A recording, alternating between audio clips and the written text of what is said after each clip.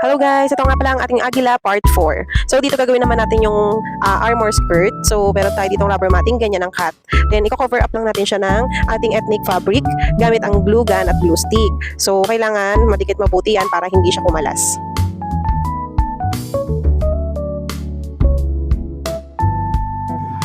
Dito pala guys, kinat natin ng ganyan yung ethnic fabric para mag-curve siya dun sa hulma ng ating rubber matting dahil pa-curve ito.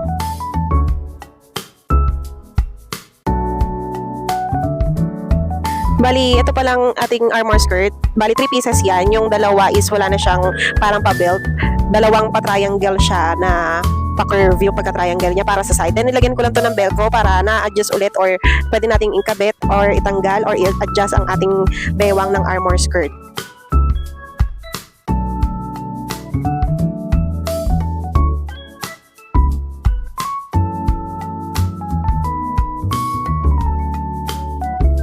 Dito sa mga gilid, paligid ng ating armor skirt, naglagay lang ako ng gold trimmer. Then, ayan ang kinalabasan. Naggawa rin kami ng mga tassel beads. Then, i-decorate namin yan sa may mga laylayan ng ating armor skirt. Halos isang buo yan. Lalagyan natin siya ng tassel beads na wooden beads using color brown and yellow para tugma sa ating ethnic fabric. And then, ayan ang kinalabasan.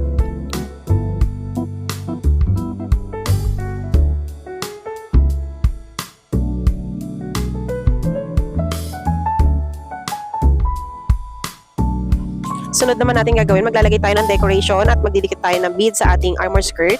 And then, yan yung mga wooden beads natin. Yan din ang gagamitin natin pang-decorate. Gamitan lang natin ito ng glue stick. Pagkatapos natin dikitan yan ng mga wooden beads, i-cable tie natin yung dalawang gilid na pa-curve na triangle sa magkabilang side. Hindi ko na kasi nasama sa video yung paggawa nun.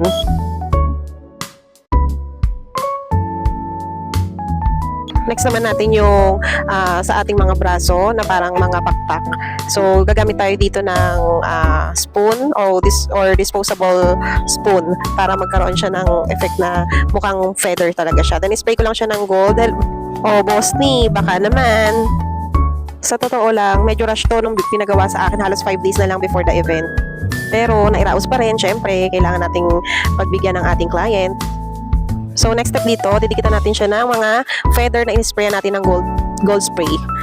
And then, didikit natin siya dyan. Lalagyan din natin siya ng half ng karton para mamaya dyan naman natin ididikit yung ating pinaka-rubber matting na ginawa. Yung mga materials nga pala na ginamit ko dito, ilalagay ko na lang sa comment section ng link. Siyempre, bibili kayo sa link ko. Nakakapagod mag-edit, no? Tapos di kayo bibili sa link ko. Galit yan. Ngayon, ikakabitan natin siya sa rubber matting. Hindi ko na na-video yung ginawa kong shape sa rubber matting. Pero para lang siyang maikapit sa ating braso. So, dinikit ko na dyan. Ipinalaman ko yung ating ginawang spoon feather. And then, hindi siya nakuha sa glue stick. So, ginawa ko, kinable tie ko siya. Then, tinakpan ko ng mga wooden beads yung cable tie para hindi siya mahalata. Then, dinikitan ko rin siya ng ating velcro para adjustable siya. Pwedeng sumike, pwedeng lumuwag, or kahit kanino pwedeng mag-fit ang ating costume.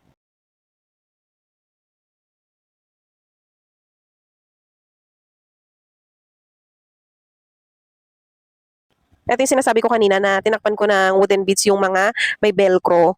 Diyan ko nilagay yung velcro para sure na hindi siya makakalas.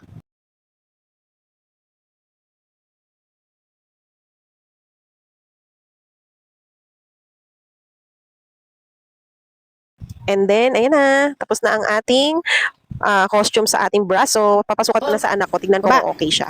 Bewang. Kaway. Ganon. Ganon. Yan. O, kabila naman. Isa pa. Kabila. Kabila. Pamewang. Oh. Ganda. Teka muna malikot. Pag naiirita yung kaklase ko, palakpak na. Palak. Pag naiirita yung kaklase ko, palakpak. Pag naiirita yung kaklase ko, palakpak na. Palak. Pag naiirita ka, Thank you for watching guys. Antayin niyo po yung finale ng ating Agila costume. Bye-bye!